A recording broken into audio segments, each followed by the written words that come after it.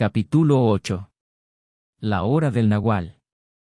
Subí corriendo una pendiente frente a la casa de don Genaro y vi a don Juan y don Genaro sentados en un espacio despejado junto a la puerta. Me sonrieron.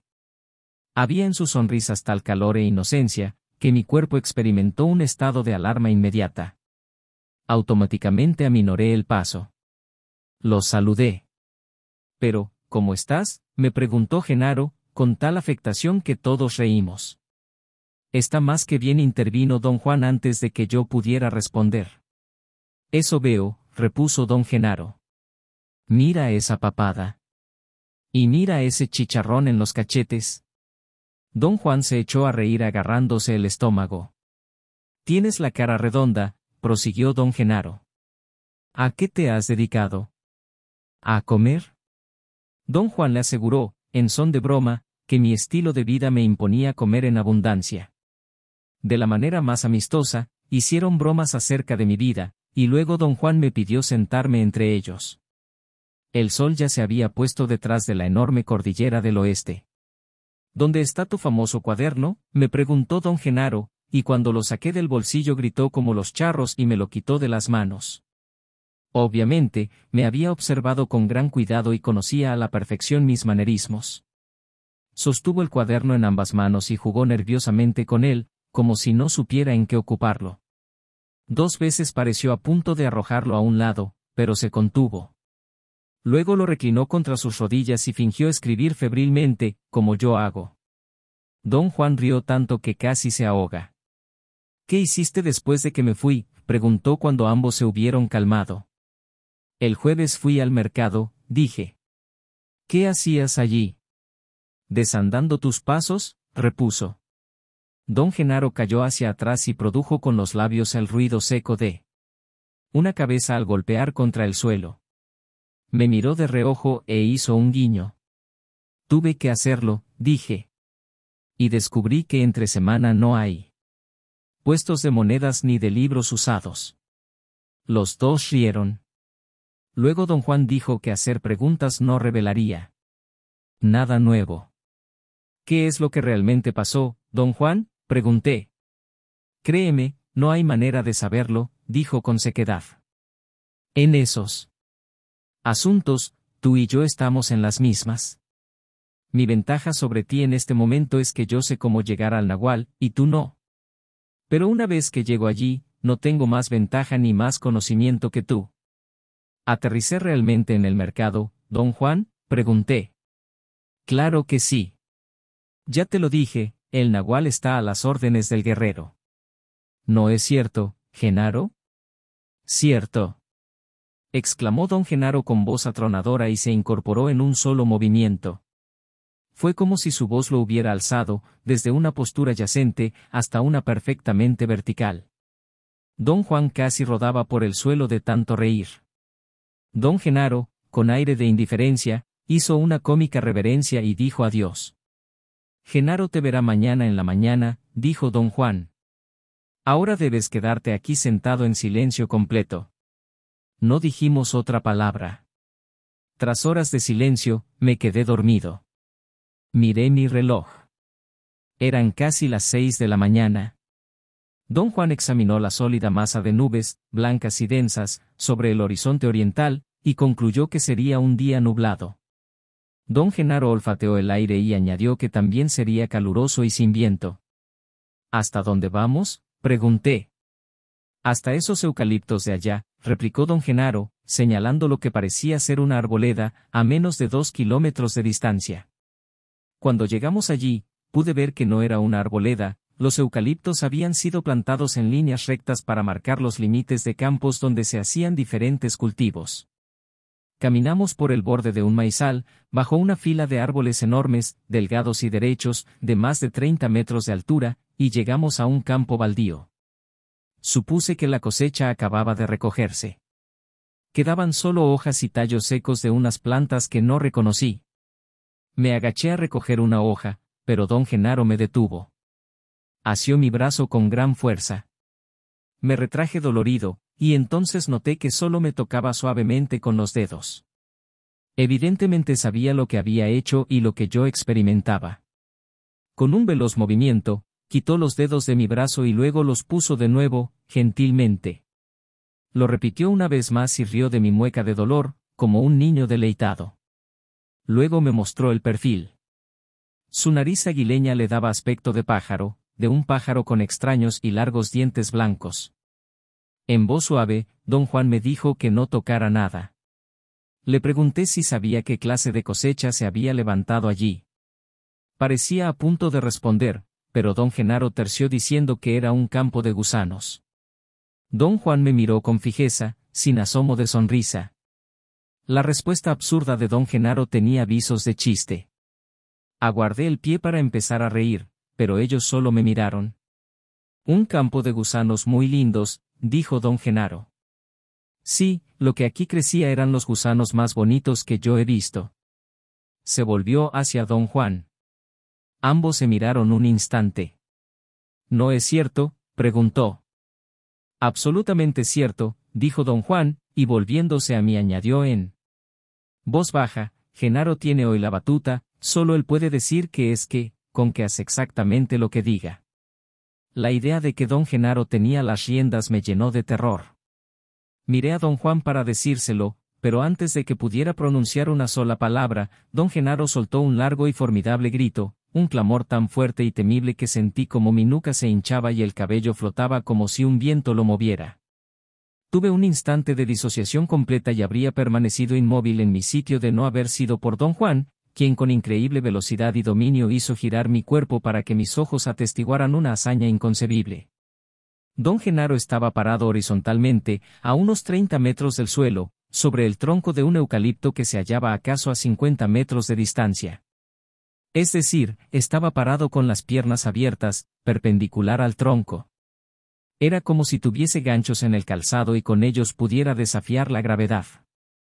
Tenía los brazos cruzados sobre el pecho y me daba la espalda. Lo miré fijamente. No quería parpadear por miedo a perderlo de vista. Realicé un rápido juicio y concluí que, de conservarlo dentro de mi campo de visión, tal vez podría detectar un indicio, un movimiento, un gesto, o cualquier cosa que me ayudara a comprender qué ocurría. Sentí la cabeza de don Juan junto a mi oído derecho, en un susurro me dijo que cualquier intento de explicar era inútil e idiota. Lo oí repetir. Empuja la barriga para abajo, para abajo. Era una técnica que me había enseñado, años antes, para momentos de gran peligro, miedo o tensión.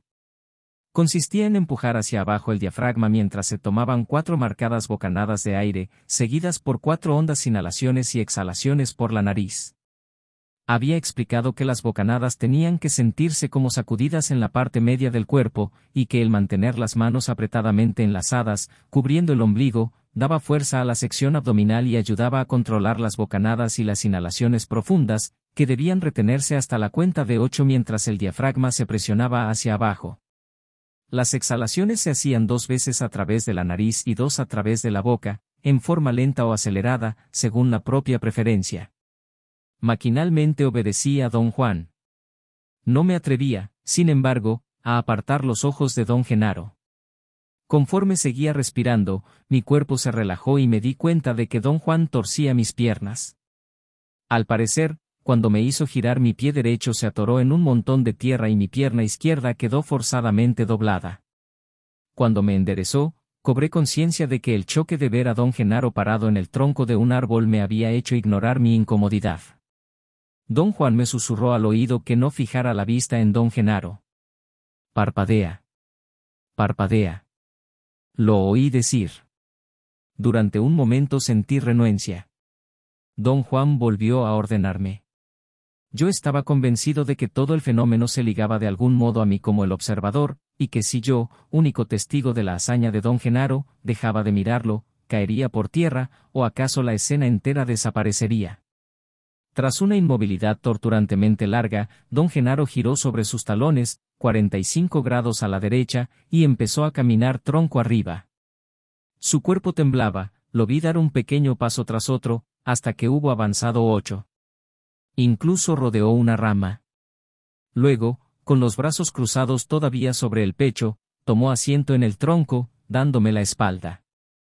Sus piernas pendían como si se hallara sentado en una silla, como si la gravedad no tuviera efecto sobre él. Luego pareció andar sentado, hacia abajo. Alcanzó una rama paralela a su cuerpo y por unos segundos se reclinó en ella con el brazo izquierdo y la cabeza, parecía apoyarse para lograr un efecto dramático más que para sostener su cuerpo. Luego reanudó su camino pasando, centímetro a centímetro, del tronco a la rama, hasta que hubo cambiado de postura y se halló sentado como cualquiera podría sentarse normalmente en una rama. Don Juan rió por lo bajo. Yo tenía un horrible sabor en la boca. Quise volverme hacia don Juan, que se hallaba un poco detrás de mí, a la derecha, pero no me atrevía a perderme ninguna de las acciones de don Genaro. Tras unos minutos, cruzó los pies y los meció suavemente, finalmente, volvió a deslizarse hacia arriba sobre el tronco. Don Juan me tomó la cabeza entre las manos y la inclinó hacia la izquierda a modo que mi línea de visión fuera paralela al árbol, más que perpendicular. Mirando a don Genaro desde ese ángulo, no parecía estar desafiando la gravedad. Simplemente se hallaba sentado en el tronco de un árbol. Noté entonces que, si lo miraba sin pestañear, el trasfondo se hacía vago y difuso, y la claridad del cuerpo de don Genaro se intensificaba, su forma se hacía predominante, como si nada más existiera. Velozmente, don Genaro volvió a deslizarse a la rama. Quedó sentado meciendo los pies, como en un trapecio. El mirarlo desde una perspectiva sesgada hacía que ambas posiciones, especialmente aquella sobre el tronco, parecieran factibles. Don Juan volvió mi cabeza a la derecha hasta llevarla a descansar sobre mi hombro. La posición de don Genaro en la rama se miraba perfectamente normal, pero cuando pasó de nuevo al tronco, no pude efectuar el ajuste de percepción necesario y lo vi como si estuviese al revés, con la cabeza hacia el suelo. Don Genaro se desplazó varias veces de un lado a otro, y don Juan, a la par, movía mi cabeza de lado a lado. El resultado de sus manipulaciones fue que perdí por entero la pista de mi perspectiva normal, y sin ella las acciones de don Genaro no eran tan espeluznantes. Don Genaro permaneció un largo rato en la rama. Don Juan me enderezó el cuello y susurró que don Genaro estaba a punto de descender. Lo oí decir en tono imperioso. Empuja para abajo, para abajo. Me hallaba a mitad de una exhalación rápida cuando el cuerpo de don Genaro pareció transfigurarse por alguna especie de tensión, resplandeció, se hizo laxo, osciló hacia atrás y colgó un momento de las rodillas. Sus piernas parecían flácidas, incapaces de seguir dobladas, y cayó al suelo. En el instante que empezó a caer, yo mismo experimenté una sensación de caída a través de espacio interminable. Mi cuerpo entero sentía una angustia dolorosa y al mismo tiempo altamente placentera, una angustia de tal intensidad y duración que mis piernas no pudieron ya soportar el peso de mi cuerpo y caí sobre la tierra suave. Apenas pude mover los brazos para aminorar la caída. Respiraba tan agitadamente que la tierra se metió en mi nariz y me daba comezón. Traté de levantarme, mis músculos parecían haber perdido la fuerza. Don Juan y don Genaro vinieron a mi lado, oía sus voces como si estuvieran lejos, pero lo sentía jalarme. Deben de haberme levantado, haciéndome cada uno por un brazo y una pierna, para llevarme en vilo. Yo tenía plena conciencia de la incómoda posición de mi cuello y mi cabeza. Mis ojos estaban abiertos. Veía el suelo y trozos de hierba pasar debajo de mí. Finalmente, tuve un ataque de frío. El agua entraba en mi boca y mi nariz y me hacía toser. Mis brazos y mis piernas se movieron frenéticamente. Empecé a nadar, pero el agua no era lo bastante profunda, y me hallé de pie en el río de poco fondo al que me habían arrojado. Don Juan y don Genaro rieron hasta la tontería. Don Juan se enrolló los pantalones y se acercó a mí, me miró a los ojos, dijo que aún no estaba completo, y suavemente volvió a empujarme al agua. Mi cuerpo no ofreció resistencia. Yo no deseaba sumergirme de nuevo, pero no había manera de conectar mi volición a mis músculos, y me desplomé hacia atrás. El frío fue todavía más intenso. Me levanté de un salto y, por error, salí corriendo a la ribera opuesta. Don Juan y don Genaro se pusieron a gritar y a silbar y arrojaban piedras a los arbustos delante de mí, como si acorralaran a un novillo fugitivo. Regresé cruzando el río y tomé asiento en una roca junto a ellos. Don Genaro me dio mi ropa y entonces advertí que me hallaba desnudo, aunque no recordaba cuándo ni cómo me quité la ropa. Estaba empapado, y no quise ponérmela de inmediato. Don Juan se volvió a don Genaro y dijo con voz resonante: «Por amor de Dios, denle una toalla a este hombre». Tardé un par de segundos en advertir el absurdo. Me sentía muy bien. De hecho, era tan feliz que no deseaba hablar. Tuve, empero, la certeza de que, si mostraba mi euforia, volverían a echarme al agua. Don Genaro me vigilaba. Sus ojos brillaban como los de un animal salvaje. Me atravesaban. «Ya estás mejor», me dijo don Juan de repente. «Ya estás controlándote ahora, pero allá junto a los eucaliptos te diste a tus vicios como hijo de puta». Quise reír histéricamente. Las palabras de don Juan parecían tan por entero graciosas que costó un esfuerzo supremo dominarme. Una comezón incontrolable en la parte media de mi cuerpo me hizo quitarme la ropa y echarme de nuevo al agua. Permanecí en el río unos 5 minutos. La frialdad restauró mi sentido de lo propio. Cuando salí, era yo mismo otra vez. «Bien hecho», dijo don Juan, tocándome el hombro. Me guiaron de regreso a los eucaliptos. Conforme íbamos, don Juan explicó que mi tonal había resultado peligrosamente vulnerable, y al parecer tuvo demasiado con la incongruencia de los actos de don Genaro. Dijo que decidieron ya no meterse con él y regresar a la casa de don Genaro, pero el hecho de que supe que debía lanzarme al río cambiaba todo. No dijo, sin embargo, lo que se proponían. Nos detuvimos a mitad de un campo, en el sitio donde estuvimos antes. Don Juan estaba a mi derecha y don Genaro a mi izquierda. Ambos tensaban los músculos, en estado de alerta. Mantuvieron la tensión unos 10 minutos. Yo movía los ojos del uno al otro. Pensé que don Juan me indicaría qué hacer. Tenía razón. En determinado momento relajó el cuerpo y pateó unos terrones. Sin mirarme, dijo: «Creo que mejor nos vamos». Automáticamente razoné que don Genaro debía de haber tenido la intención de darme otra demostración del nahual, pero decidió no hacerlo. Me sentí aliviado. Esperé otro momento por una confirmación definitiva. Don Genaro también se destensó y entonces ambos dieron un paso. Supe que habíamos terminado allí. Pero en el instante mismo en que me aflojé, don Genaro volvió a lanzar un grito increíble. Empecé a respirar frenéticamente. Miré en torno. Don Genaro había desaparecido. Don Juan estaba frente a mí. Su cuerpo se estremecía de risa. Me dio la cara. «Lo siento», dijo en un susurro. «No hay otro modo». Quise preguntar por don Genaro, pero sentía que, de no seguir respirando y presionando mi diafragma, moriría. Don Juan señaló con su barbilla un sitio a mis espaldas. Sin mover los pies, empecé a volverme a mirar sobre el hombro izquierdo. Pero antes de que pudiese ver lo que señalaba, don Juan saltó y me detuvo. La fuerza de su salto y la celeridad con que me aferró hicieron que perdiese mi equilibrio. Al caer de espaldas tuve la sensación de que mi reacción sobresaltada había sido agarrarme a don Juan, y que en consecuencia lo arrastraba en mi caída. Pero cuando alcé la vista, hubo total discordancia entre las impresiones de mis sentidos táctil y visual.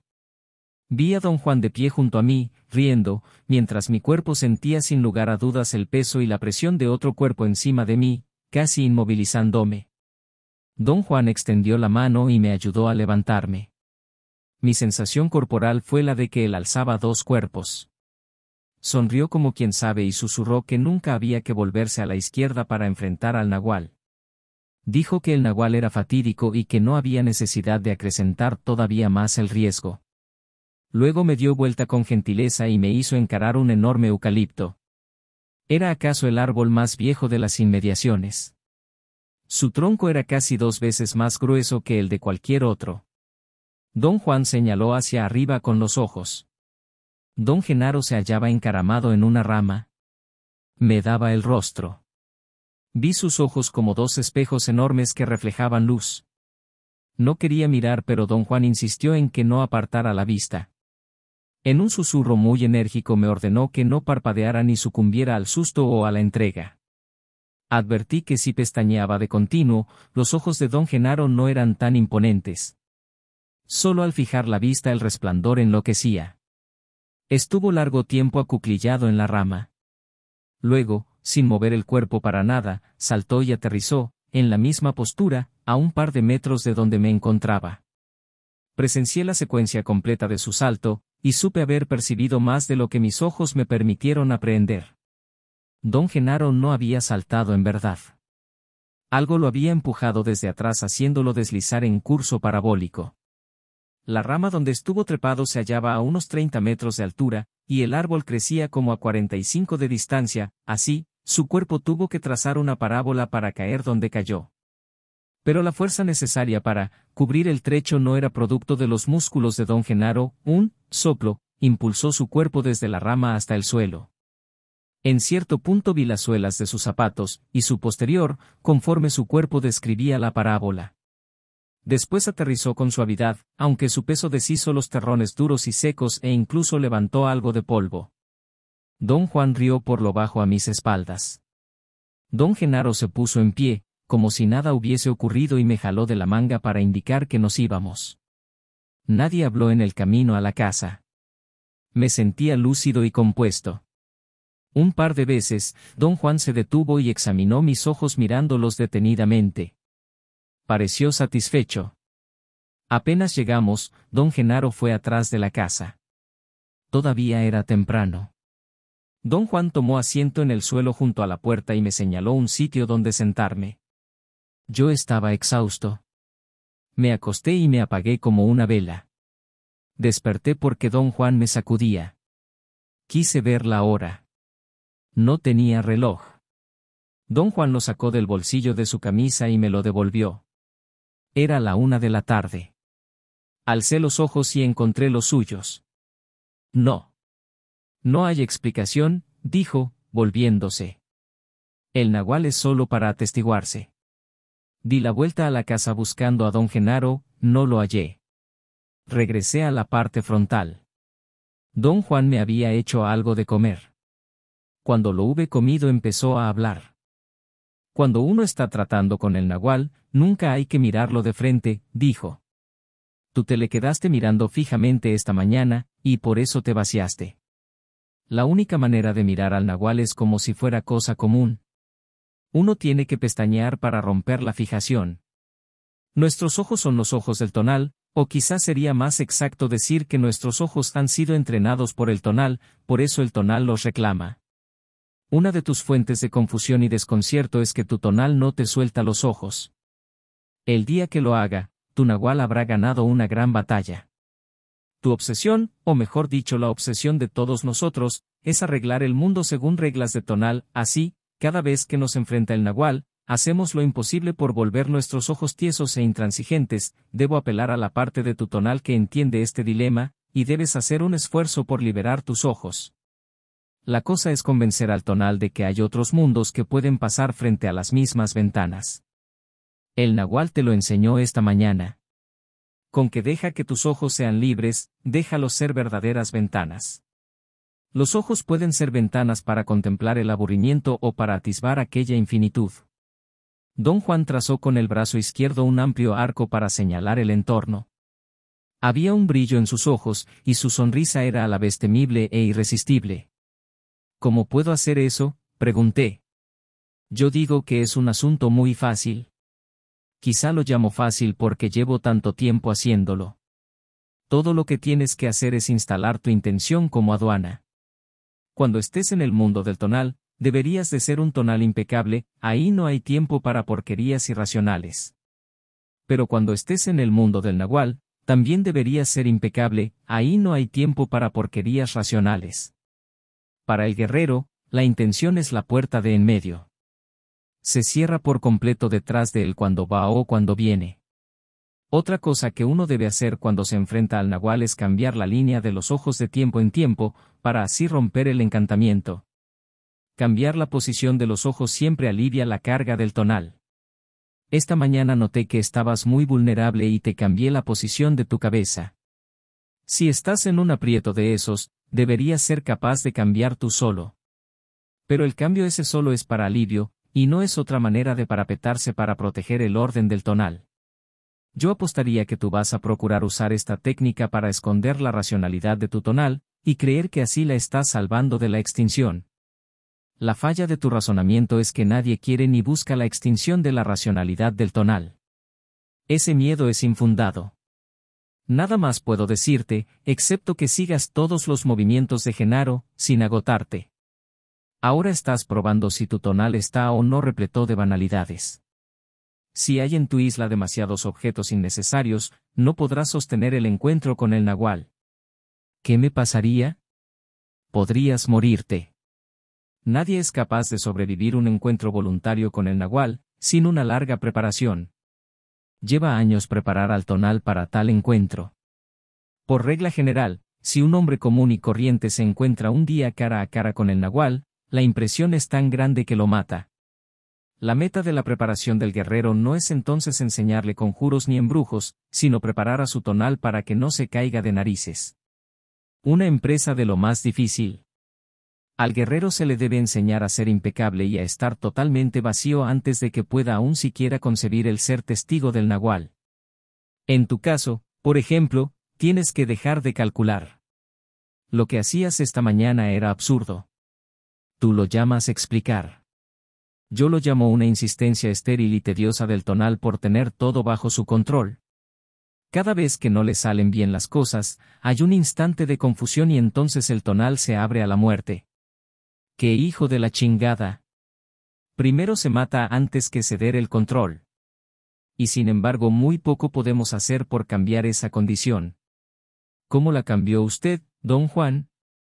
Hay que barrer la isla del tonal y mantenerla limpia. Es la única alternativa que tiene el guerrero. Una isla limpia no ofrece resistencia, es como si allí no hubiera nada. Rodeó la casa y tomó asiento en una gran roca lisa. Desde allí se miraba hacia una hondonada. Me hizo seña de sentarme junto a él. ¿Puede decirme, don Juan, qué más vamos a hacer hoy?, pregunté. No vamos a hacer nada. Es decir, tú y yo seremos solo testigos. Tu benefactor es Genaro. Pensé haber malentendido en mi afán de tomar notas. En las primeras etapas de mi aprendizaje, el mismo don Juan había introducido el término benefactor. Mi impresión había sido siempre la de que él mismo era mi benefactor. Don Juan había callado y me miraba. Hice una rápida evaluación y concluí que sin duda se refería a que don Genaro era algo así como el actor estelar de aquella ocasión. Don Juan rió como si leyera mi mente. Genaro es tu benefactor, repitió. ¿Usted lo es, o no?, pregunté en tono frenético. Yo soy el que te ayudó a barrer la isla del tonal, dijo. Genaro. Tiene dos aprendices, Pablito y Néstor. Los está ayudando a barrer la isla, pero soy yo el que les enseñará el nahual. Yo seré su benefactor. Genaro es solo su maestro. En estos andares, uno habla o actúa, uno no puede hacer las dos cosas con la misma persona. Uno toma la isla del tonal, o toma el nahual. En tu caso, mi deber ha sido trabajar con tu tonal. Mientras don Juan hablaba, tuve un ataque de terror tan intenso que estuve a punto de enfermarme. Sentí que iba a dejarme con don Genaro, y la idea me espantaba. Don Juan rió y rió al escuchar mis miedos. Lo mismo le pasa a Pablito, dijo. ¿Nomás me ve y se enferma? El otro día entró en la casa cuando Genaro no estaba. Yo estaba solo aquí y había dejado mi sombrero junto a la puerta. Pablito lo vio y su tonal se asustó tanto que de verdad se cagó en los calzones. Yo podía entender fácilmente los sentimientos de Pablito y proyectarme en ellos. Considerando con cuidado, había que admitir que don Juan era aterrador. Yo, sin embargo, había aprendido a sentirme a gusto con él. Experimentaba una familiaridad nacida de nuestra larga asociación. No voy a dejarte con Genaro, dijo, riendo aún. Yo soy quien cuida tu tonal. Sin él estás muerto. ¿Tiene todo aprendiz un maestro y un benefactor?, pregunté para calmar mi turbación. No, no todo aprendiz. Pero algunos sí. ¿Por qué tienen algunos maestro y benefactor? Cuando un hombre común y corriente está listo, el poder le consigue. Un maestro, y se hace aprendiz. Cuando el aprendiz está listo, el poder le consigue un benefactor, y se hace brujo. ¿Qué es lo que hace que un hombre esté listo, para que el poder le consiga un maestro? Nadie lo sabe. Solo somos hombres. Algunos somos hombres que han aprendido a ver y a usar al nahual, pero nada de lo que hayamos podido ganar en el curso de nuestras vidas puede revelarnos los designios del poder. Así pues, no todo aprendiz tiene un benefactor. El poder decide eso. Le pregunté si él mismo había tenido un maestro y un benefactor, y por primera vez en 13 años habló libremente de ellos. Dijo que tanto su maestro como su benefactor eran de Oaxaca. Yo siempre había considerado que ese tipo de información era valioso para mi investigación antropológica, pero por algún motivo, en el momento de la revelación, no me importó. Don Juan me lanzó un vistazo. Pensé que era una mirada de preocupación. Luego cambió abruptamente de tema y me pidió relatar cada detalle de lo que experimenté en la mañana. Un susto repentino siempre encoge al tonal, dijo al comentar la descripción de mi reacción al grito de don Genaro. El problema es aquí no dejar que el tonal se encoja más de la cuenta. Un grave asunto para un guerrero es el saber precisamente cuándo dejar que su tonal se encoja y cuándo detenerlo. Eso sí que es un arte. El guerrero debe luchar como demonio para encoger su tonal, pero en el mismo momento en que el tonal se encoge, el guerrero debe voltear al revés la lucha inmediatamente para no dejarlo encogerse más. Pero al hacer eso, ¿no regresa a lo que ya era? Pregunté. No. Después que el tonal se encoge, el guerrero cierra la puerta desde el otro lado. Mientras nada desafía su tonal y sus ojos estén encajados solo para el mundo del tonal, el guerrero anda en el lado seguro de la cerca.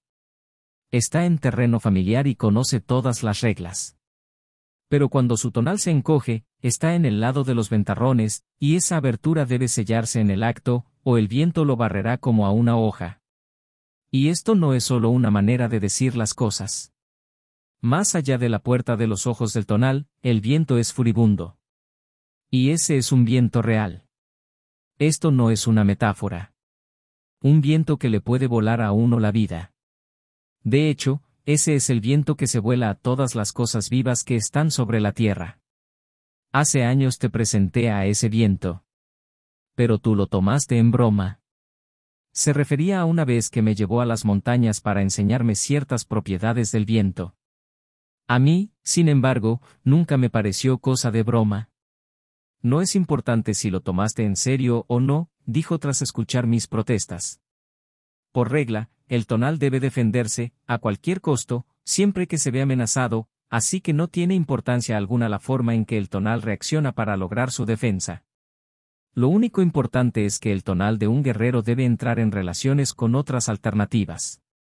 Lo que un maestro trata de alcanzar, en este caso, es el peso total de esas posibilidades. El peso de esas nuevas posibilidades es lo que ayuda a encoger el tonal. Del mismo modo, ese mismo peso ayuda a impedir que el tonal se encoja más de la cuenta.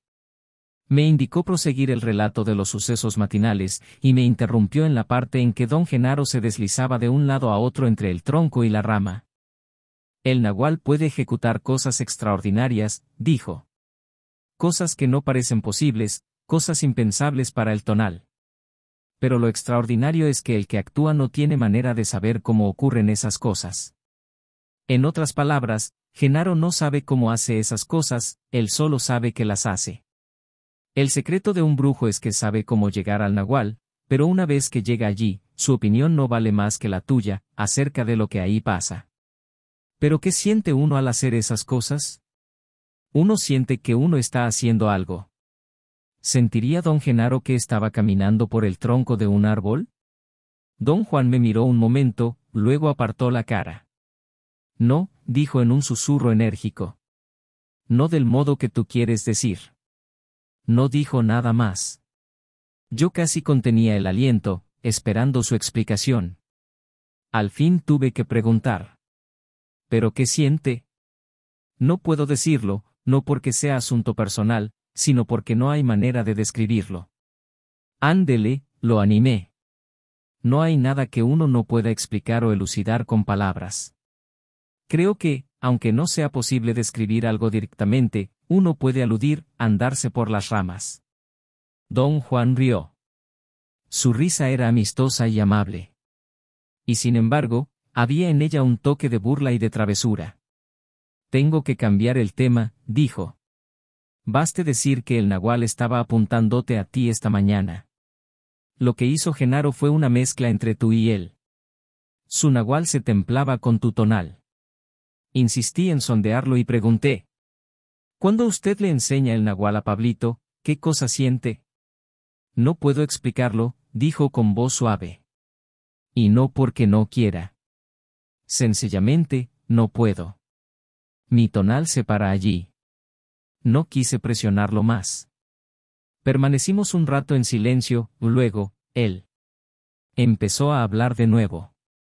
Digamos que un guerrero aprende a entonar su voluntad, a dirigirla a un punto directo, a enfocarla donde quiere. Es como si su voluntad, que sale de la parte media de su cuerpo, fuera una sola fibra luminosa, una fibra que él puede dirigir a cualquier sitio concebible. Esa fibra es el camino al nahual. O también yo podría decir que el guerrero se hunde en el nahual a través de esa sola fibra. Una vez que se ha hundido, la expresión del nahual es asunto de su temperamento personal. Si el guerrero es chistoso, el nahual es chistoso. Si el guerrero es espantoso, el nahual es espantoso. Si el guerrero es perverso, el nahual es perverso. Genaro siempre me hace reír porque es uno de los seres más divertidos que hay. Nunca sé con qué va a salir. Eso, para mí, es la esencia última de la brujería. Genaro es un guerrero tan fluido que el más leve enfoque de su voluntad hace que su nahual actúe en formas increíbles. ¿Observó usted mismo lo que don Genaro hacía en los árboles?, pregunté. No. Nada más supe, porque vi que el nahual estaba en los árboles. El resto del espectáculo era para ti solo. O sea, don Juan, que, ¿cómo la vez que usted me empujó y fui a dar al mercado, usted no estaba conmigo? Fue algo así. Cuando uno se encuentra cara a cara con el nahual, uno siempre tiene que estar solo. Yo nada más andaba por ahí para proteger a tu tonal. Ese es mi cargo. Don Juan dijo que mi tonal casi estalló en pedazos cuando don Genaro descendió del árbol, no tanto por alguna cualidad de riesgo inherente al nahual, sino porque mi tonal se entregó al desconcierto. Dijo que uno de los propósitos de la preparación del guerrero era cortar el desconcierto del tonal, hasta que el guerrero fuese lo bastante fluido para admitirlo todo sin admitir nada. Cuando describí los saltos de don Genaro al subir al árbol y al bajar de él, don Juan dijo que el grito del guerrero era uno de los asuntos más importantes de la brujería, y que don Genaro era capaz de enfocarse en su grito, usándolo como vehículo. Tienes razón, dijo. A Genaro lo jalaron en parte su grito y en parte el árbol. En eso sí viste bien. Esa fue una verdadera vista del nahual. La voluntad de Genaro estaba enfocada en su grito, y su carácter personal hizo que el árbol jalara al nahual. Las líneas iban en ambos sentidos, de Genaro al árbol y del árbol a Genaro. Lo que debiste ver cuando Genaro saltó del árbol era que estaba enfocando un sitio enfrente de ti y luego el árbol lo empujó. Pero solo parecía un empujón, en esencia era más bien como si el árbol lo soltara. El árbol soltó al nahual y el nahual regresó al mundo del tonal en el sitio que Genaro enfocaba. La segunda vez que Genaro bajó del árbol, tu tonal no estaba tan desconcertado, no te entregabas tan duro y por eso no te agotaste tanto como la primera vez. A eso de las 4 de la tarde, don Juan detuvo la conversación. Vamos a volver a los eucaliptos, dijo. El nahual nos espera allí. ¿No corremos el riesgo de que nos vea la gente?, pregunté. No. El nahual mantendrá todo suspendido, respondió.